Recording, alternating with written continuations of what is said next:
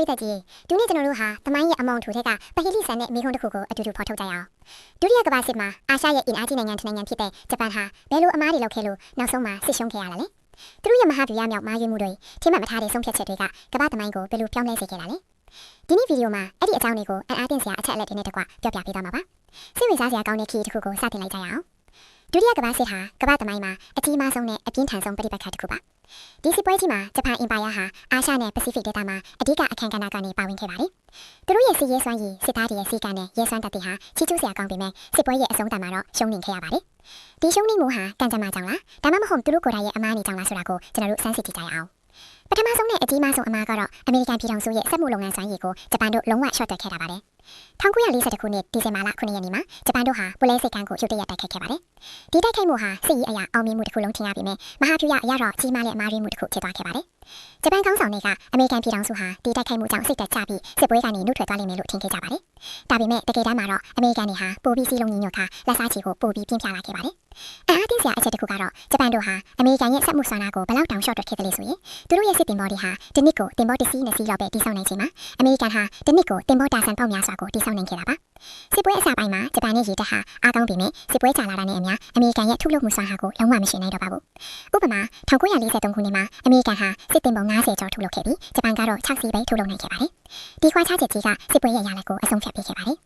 ယ်ဂျပန်တို့ဟာအာရှပစိဖိတ်ဒေသမှာနေမြေအတော်များများကိုလင်းမြန်စွာသိမ်းပိုက်ခဲ့ပါတယ်။ကျင်းရုပ်အင်ဒိုချိုင်းနာဖိလစ်ပိုင်အင်ဒိုနီးရှားစတဲ့နေရာတွေအထိသူတို့ရဲ့တပ်တွေကိုဖြန့်ကျက်ထားခဲ့ပါတယ်။ဒီလိုနေမြေသိမ်းပိုက်မှုတွေဟာသူတို့ရဲ့အင်အားကိုလွန်ကဲစွာဖြန့်ကျက်စေခဲ့ပြီးထိန်းချုပ်ရခက်ခဲစေခဲ့ပါတယ်။စစ်သားတွေဟာနေရာအနှံ့အပြားမှာကွဲပြားနေပြီးထောက်ပံ့ရေးလမ်းကြောင်းတွေဟာလည်းရှည်လျားကအကာအကွယ်မဲ့ဖြစ်လာခဲ့ပါတယ်။ဂျပန်ဟာစစ်ပွဲအတွက်လိုအပ်တဲ့ရေနံ၊တန်၊ရာဘာစတဲ့အရင်းအစစ်တွေကိုအများအားဖြင့်တခြားနိုင်ငံတွေကနေတင်ဝင်နေရတာပါ။အမေရိကန်နဲ့မဟာမိတ်တွေရဲ့ပိတ်ဆို့မှုတွေကြောင့်ဒီအရင်းအစစ်တွေပြတ်လတ်လာတဲ့အခါမှာဂျပန်ဟာအကြီးအကျယ်ဒုက္ခရောက်ခဲ့ပါတယ်။သူတို့သိမ်းပိုက်ထားတဲ့နေမြေတွေကနေအရင်းအစစ်တွေကိုထုတ်ယူဖို့ကြိုးစားခဲ့ပြီးမြဲစစ်ပွဲရဲ့အချိန်ကာလနဲ့ထောက်ပံ့ပို့ဆောင်ရေးအခက်အခဲတွေကြောင့်ထိရောက်မှုမရှိခဲ့ပါဘူး။ဥပမာအင်ဒိုနီးရှားကရေနံတွေကိုဂျပန်ကိုပို့ဆောင်ဖို့မဟာမိတ်တွေရဲ့ရေငုပ်တင်မောတွေကအမြဲတမ်းနှောက်ယှက်တိုက်ခိုက်နေခဲ့ကြပါတယ်။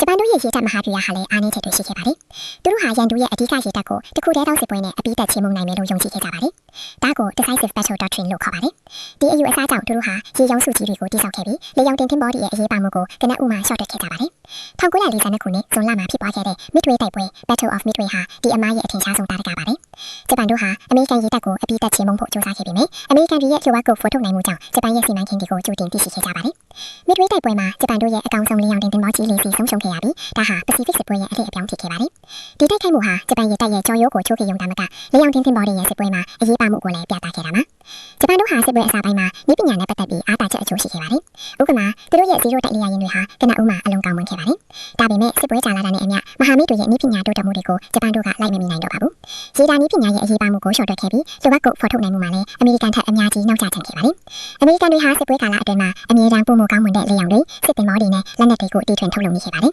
။ဂျပန်တို့ရဲ့စစ်ဘက်ခေါင်းဆောင်တွေဟာသူတို့ရဲ့ရိုးရာစစ်ပွဲနည်းလမ်းတွေနဲ့ကုန်တိခါကိုအလေးထားလွှမ်းတာကြောင့်နည်းပညာအသစ်တွေကိုလက်ခံဖို့နှွေးကွေးခဲ့ပါတယ်။ဥပမာသူတို့ရဲ့ရေတပ်ဟာရေငုပ်တင်မောဆန်ကျင်ရေးတိုက်ပွဲ anti-submarine warfare မှာအားနည်းခဲ့ပြီးမဟာမိတ်တွေရဲ့ရေငုပ်တင်မောတွေကြောင့်ထောက်ပံ့ရေးလမ်းကြောင်းတွေအကြီးအကျယ်ထိခိုက်ခဲ့ရပါတယ်။ဂျပန်တို့ဟာသူတို့သိမ်းပိုက်ထားတဲ့နယ်မြေတွေကဒေသခံပြည်သူတွေကိုရက်ဆက်ကြမ်းကြုတ်စွာဆက်ဆံခဲ့ပါတယ်။ Greater East Asia Co-Prosperity Sphere ဆိုတဲ့ဆောင်ပုဒ်နဲ့အာရှကိုအနောက်တိုင်းရဲ့လွှမ်းမိုးမှုကနေကဲ့တင်မဲ့လို့ပြောခဲ့ပြီးမြဲတကယ်တမ်းမှာတော့ဂျပန်ရဲ့ကိုယ်ပိုင်အကျိုးစီးပွားရေးအတွက်သာလှုပ်ဆောင်ခဲ့တာပါ။လူမျိုးရေးခွဲခြားမှုတွေအဓမ္မခိုင်းစေမှုတွေစစ်ရာဇဝတ်မှုတွေဟာဒေသခံပြည်သူတွေရဲ့မုန်းတီးမှုကိုပုံမတိုးပါစေခဲ့ပါတယ်။ဒီလိုရက်ဆက်ကြမ်းကြုတ်မှုတွေကြောင့်သိမ်းပိုက်နယ်မြေတွေမှာဂျပန်ကိုဆန့်ကျင်တဲ့ခုခံတော်လှန်တွေအကြီးအကျယ်ပေါ်ပေါက်လာခဲ့ပါတယ်။ဒီခုခံတော်လှန်တွေကိုနိုင်နေတဲ့အတွက်ဂျပန်စစ်သားအများအပြားကိုနယ်မြေတွေမှာဖြန့်ကျက်ထားရပြီးရှေ့တန်းစစ်မြောက်မှုမှာလိုအပ်တဲ့စစ်အင်အားကိုလျော့နေစေခဲ့ပါတယ်။ဒါဟာမဟာဗျူဟာအရကြီးမားတဲ့အမှားတစ်ခုပါ။ဘာလို့လဲဆိုတော့ဒေသခံပြည်သူတွေရဲ့ထောက်ခံမှုကိုရယူနိုင်ခဲ့မယ်ဆိုရင်ဂျပန်တို့ရဲ့အခြေအနေဟာအများကြီးပိုကောင်းလာနိုင်ခဲ့မှာပါ။စစ်ပွဲရဲ့နောက်ပိုင်းကာလမှာအမေရိကန်တွေဟာဂျပန်ပြည်မှာကိုလေကြောင်းကနေအပြင်းထန်ပုံကျဲတိုက်ခိုက်ခဲ့ပါတယ်။ဂျပန်တို့ဟာသူတို့ရဲ့လေတပ်အများစုကိုရှေ့တန်းစစ်မြေပြင်တွေမှာပဲအသုံးပြုခဲ့ပြီးပြည်မှာကာကွယ်ရေးကိုလုံလောက်စွာအားမထုတ်ခဲ့ပါဘူး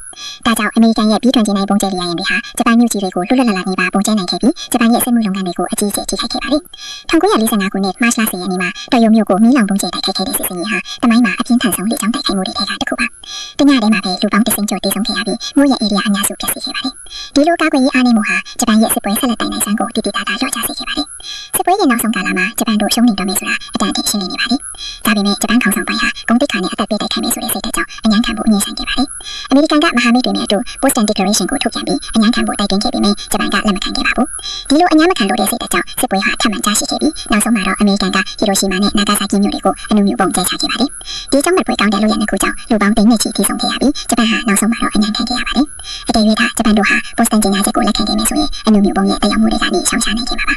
ဒုတိယကမ္ဘာစစ်အတွင်းဂျပန်တို့ရဲ့အမှားတွေကိုပြန်ကြည့်လိုက်တဲ့အခါမဟာဗျူဟာမြောက်အမှားယွင်းမှုတွေအရင်အစစ်စီမံခန့်မှုအားနည်းချက်တွေဤပညာကိုရှော့တွက်မှုတွေပြီးတော့လူသားချင်းစာနာမှုကင်းမဲ့တဲ့လုပ်ရက်တွေဟာသူတို့ရဲ့ကံကြမ္မာကိုအဆုံးဖြတ်ပေးခဲ့တယ်ဆိုတာတွေ့ရမှာပါဒီအမှားတွေဟာဂျပန်ကိုရှုံးနေစေခဲ့ုံသာမကကမ္ဘာသမိုင်းကိုပါပြောင်းလဲစေခဲ့ပါတယ်။သမိုင်းဟာကျွန်တော်တို့အတွက်အဖို့တန်တဲ့သင်ခန်းစာတွေကိုပေးပါတယ်။အင်အားကြီးနိုင်ငံတွေတောင်အမှားတွေလုပ်နေနိုင်တယ်ဆိုတာကိုပြသနေပါတယ်။စစ်ပွဲတွေရဲ့ဆိုးကျိုးမိုင်မဲတဲ့ဆုံးဖြတ်ချက်တွေရဲ့အကျိုးဆက်ကိုနားလည်ပြီးငြိမ်းချမ်းရေးရဲ့တန်ဖိုးကိုပုံမသိရှိနားလည်ဖို့ဒီသမိုင်းသင်ခန်းစာတွေကကျွန်တော်တို့ကိုတတိပေးနေမှာပါ။ဒီဗီဒီယိုကိုကြည့်ရှုပြီးတဲ့အတွက်ကျေးဇူးတင်ပါတယ်။ဂျပန်ရဲ့ကမ္ဘာစစ်အမှားတွေနဲ့ပတ်သက်ပြီးပြည်သက်ကြီးရဲ့ထင်မြင်ချက်တွေကို comment မှာရေးပေးခဲ့ပါဦး။နောက်ထပ်စိတ်ဝင်စားစရာသမိုင်းဗီဒီယိုတွေနဲ့ပြန်လာခဲ့ပါမယ်။ See you next time.